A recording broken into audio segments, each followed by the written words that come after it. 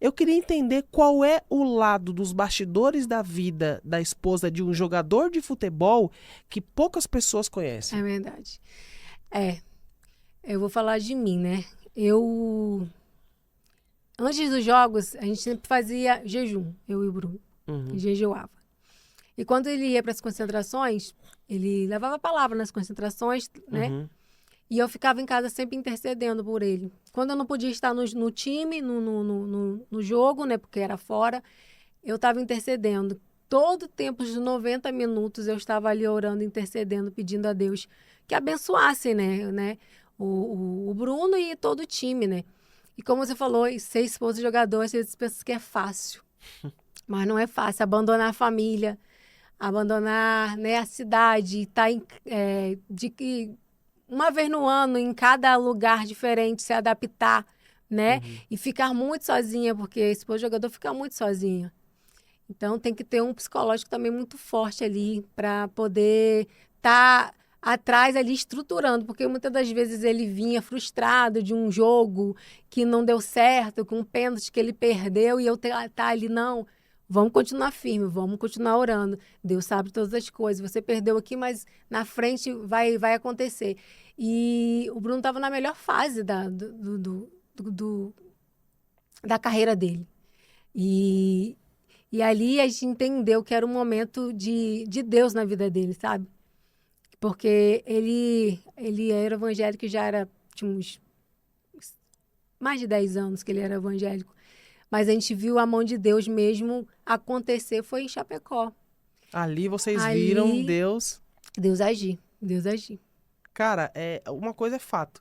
Se a Chapecoense, né, tivesse chegado, tivesse vencido o campeonato, ou até mesmo se não tivesse vencido, que seria muito difícil, dada a proporção do que Sim, o time estava jogando, fato é que grande parte daqueles jogadores, né, o Bruno Rangel, inclusive, é um deles, teriam sido vendidos, estaria em sim, outros países, né, jogando em outros campeonatos ou jogando em outros grandes clubes do Brasil.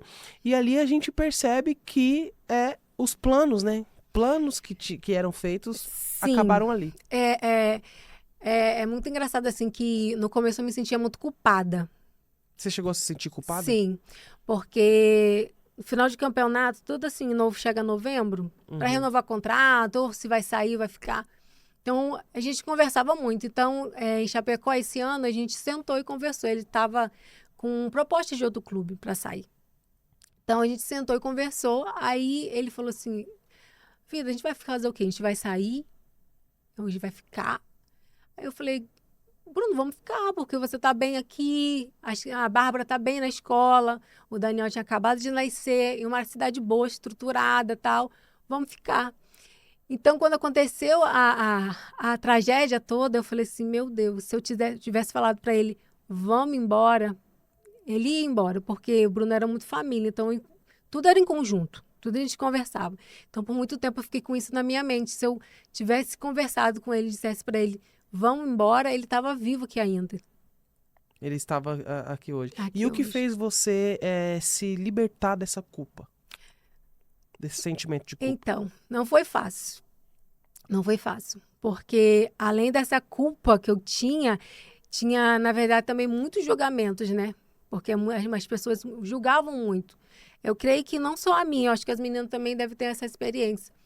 Porque a gente tinha que recomeçar, né? A gente tinha que recomeçar do zero, recomeçar financeiramente, sentimentalmente, porque a gente estava sendo destruída, né? Uhum.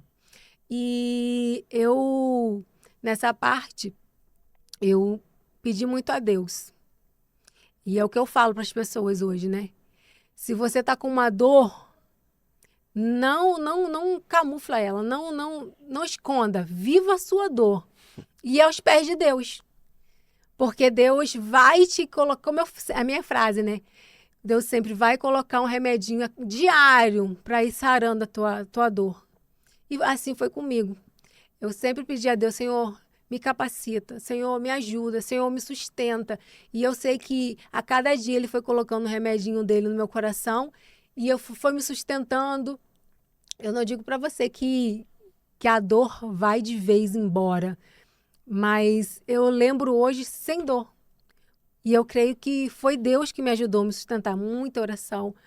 Eu pedia muito a Deus que me sustentasse, que não me deixasse cair, não me deixasse murmurar mais. E foi assim que Deus... Hoje eu posso ver que Deus me sustentou quando eu quis cair. Quando eu quis desistir, Ele me falava, não, filha, aqui, ó, os seus filhos precisam de você.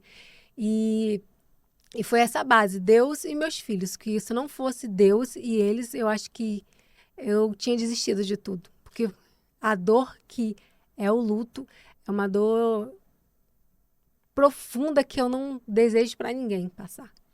Você disse algo aqui que eu achei muito incrível, né? Você acabou de dizer que você passou por essa fase, né? E Passei. recomendou que as pessoas passem por essa fase, né? No sentido de perder Sim, algo, tem que viver. Tem que viver a dor. Qual é essa importância de viver o luto? Porque às vezes, né, a vida nos obriga a ser forte, Sim. isso é um fato. E às vezes quando a gente perde alguém, a gente quer fugir do luto, né? A gente quer demonstrar força, a gente não quer chorar, não quer desabafar. Para você, o quanto foi bom viver cada minuto, cada dia da sua fase do luto e por que é importantíssimo demais quem teve uma perda recente respeitar a fase do luto e vivê-la? Porque senão a gente vai viver em círculo. Senão nunca vai sarar. Senão a dor nunca vai passar. Então, para mim foi muito importante eu viver Eu demorei para entender isso.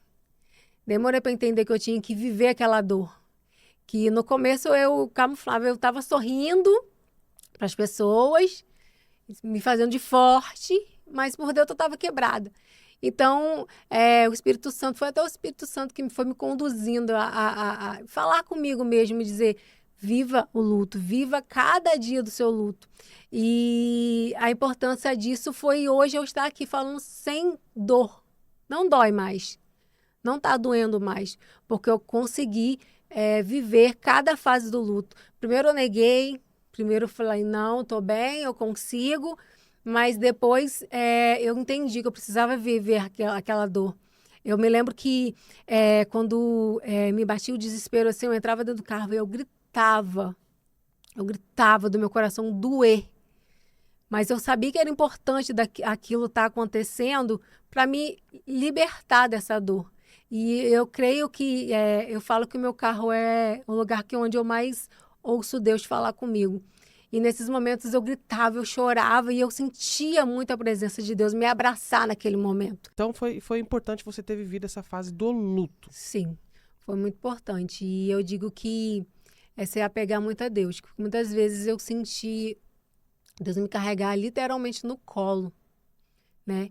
E como eu falo para as pessoas, sintam a dor, porque com Deus ele vai aliviando aquela dor. E aos pouquinhos, você não vai nem sentindo, né? Que ele está trabalhando, mas ele vai trabalhando dia após dia para te dar o alívio da dor, né?